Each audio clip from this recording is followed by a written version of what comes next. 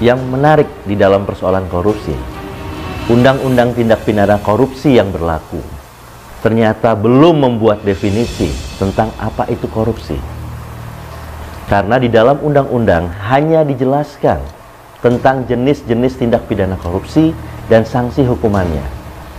Tapi di dalam berbagai tulisan, korupsi diartikan sebagai tindak pidana atau kejahatan yang berkaitan dengan penyelenggaraan negara, di mana ada kerugian negara dan ada unsur penyuapan.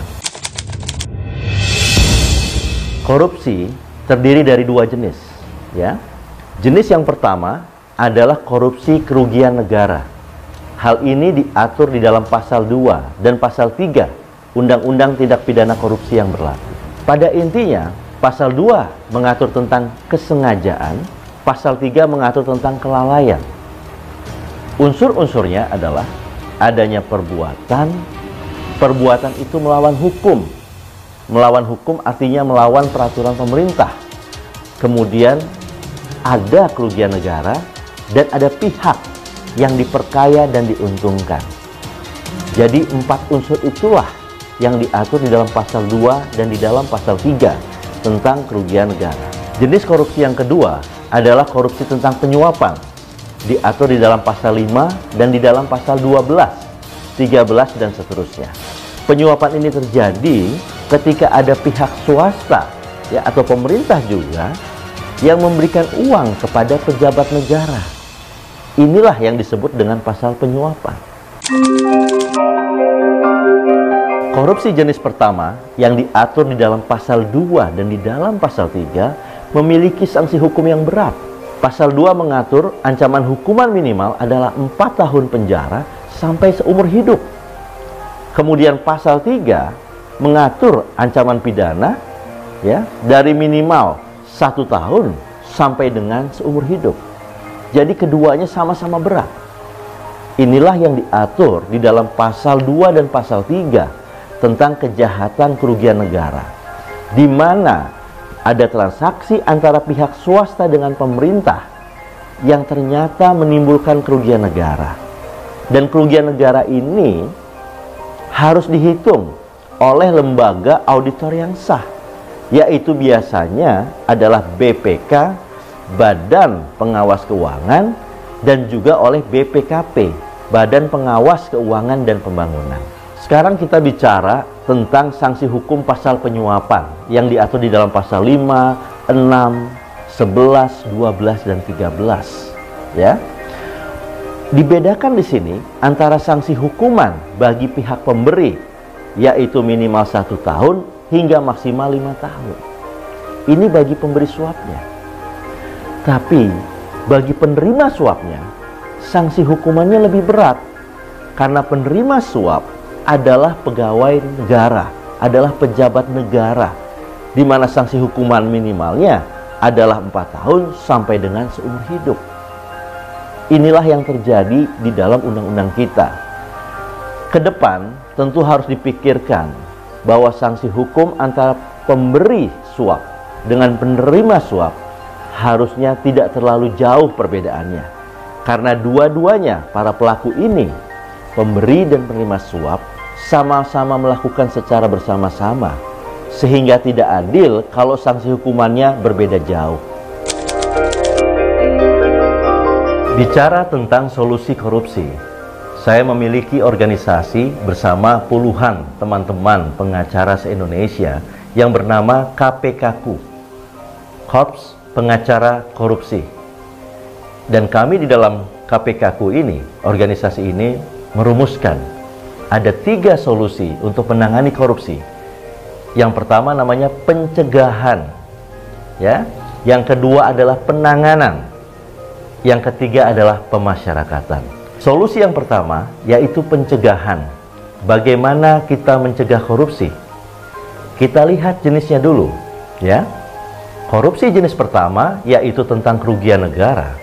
Maka harus diterapkan yang namanya manajemen risiko. Manajemen risiko adalah cara untuk mencegah terjadinya satu kerugian, dalam hal ini korupsi. Ya. Pemerintah dalam hal ini aparat penegak hukum seperti KPK, Kejaksaan, dan Kepolisian bisa proaktif untuk melakukan pencegahan korupsi.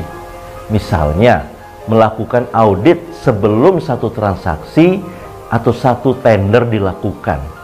Jadi ada audit di mana pihak penyidik, penyelidik melakukan audit dulu sebelum satu kontrak pemerintah ditandatangani, sehingga tidak membiarkan terjadinya korupsi yang dari awal kita sudah mendeteksi adanya potensi-potensi kejahatan dan kerugian negara. Untuk korupsi jenis yang kedua, yaitu korupsi penyuapan, ya, ada banyak cara yang bisa ditempuh.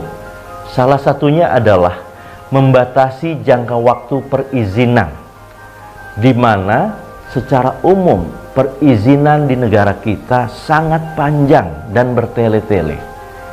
Saya usulkan yang namanya perizinan itu sebaiknya maksimal 1 bulan.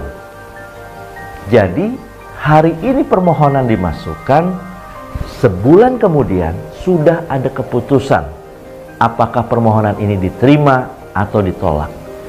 Dengan adanya jangka waktu yang pasti, ya, maka orang ada kepastian hukum, sehingga orang tidak perlu melakukan yang namanya penyuapan. Solusi yang kedua yaitu penanganan, ya, penanganan tindak pidana korupsi. Nah, di sini dibutuhkan advokat-advokat, pengacara-pengacara yang memahami dengan baik tentang tindak pidana korupsi. Survei organisasi saya membuktikan bahwa pengacara yang memahami persoalan korupsi tidak lebih dari 20% dari seluruh pengacara di Indonesia. Nah, untuk itu rekan-rekan pengacara saya undang untuk bergabung di dalam organisasi kami di website kami pengacarakorupsi.com. Bergabunglah dengan kami, kita sharing memahami bagaimana cara menangani tindak pidana korupsi. Karena korupsi adalah jenis kejahatan yang unik yang membutuhkan keahlian dan pengalaman di dalam menanganinya.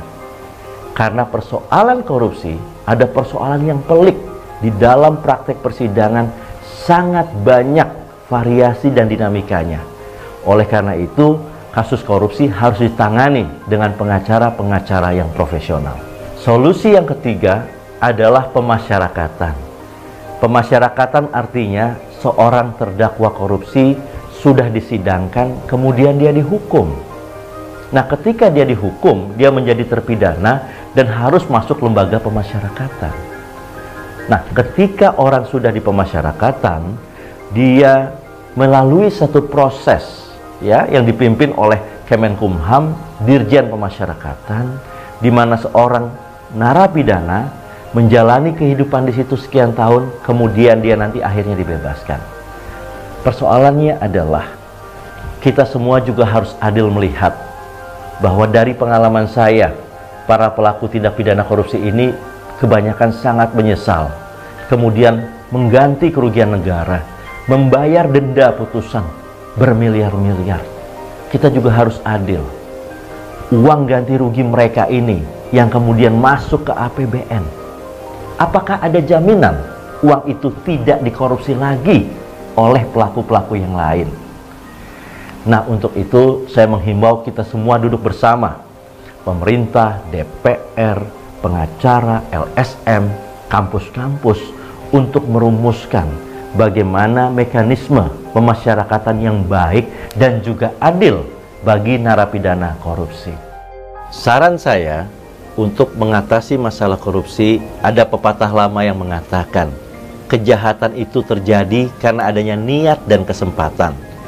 Niat ada pada orangnya, kesempatan ada pada sistemnya. Yang bisa kita lakukan adalah memperbaiki keduanya. Persoalan niat, serahkan kepada pemerintah untuk menata pejabat negara kita, kepada petugas-petugas negara kita agar menjalankan fungsinya dengan baik. Yang kedua adalah soal kesempatan, ya, kesempatan bicara tentang sistem dan peraturan. Organisasi saya meneliti banyak sekali peraturan di negara kita, di provinsi-provinsi yang masih memberikan celah-celah kepada oknum-oknum untuk melakukan kejahatan. Saran saya, kita lakukan audit hukum kepada semua peraturan itu. Kita tutup celah-celah permainan, celah-celah yang memungkinkan orang bermain korupsi. Dalam kesempatan ini, saya mengundang kepada advokat-advokat, rekan-rekan pengacara di seluruh Indonesia untuk bergabung di dalam organisasi kami, pengacarakorupsi.com. Bukalah website kami, bergabunglah ke dalam website kami. Mari kita rekan-rekan advokat bekerja sama untuk saling meningkatkan diri mengatasi masalah korupsi.